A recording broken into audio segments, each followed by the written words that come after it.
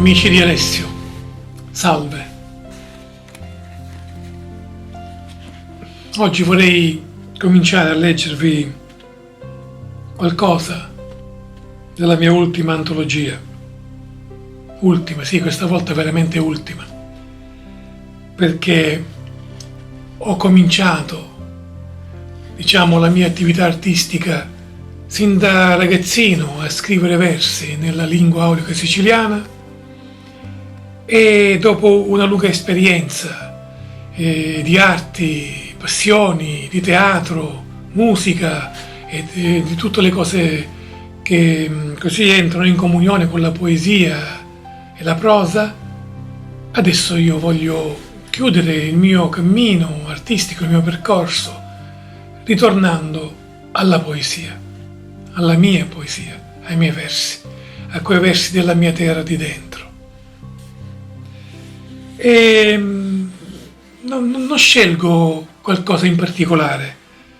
Io apro il libro e quello che mi viene davanti e vi leggo, così, senza alcuna preparazione.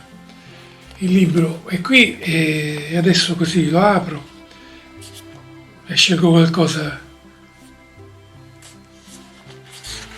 da potervi leggere. Ecco, mi è capitata questa. Amori di lume cori donna. Amori di lume cori donna. L'unica che amo e che m'accarezza come foglia che lo sole riverisce.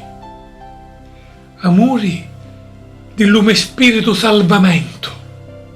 L'unico che cura come posso e resta salvo. Donna, la sola che amo, canto e solenni vaticinio di lume tempo, unica avventura e per canto di li miei sensi. Amore del mio cuore donna, ecco, questi miei versi. L'unica capace di curare le mesagne e rimanere indenne.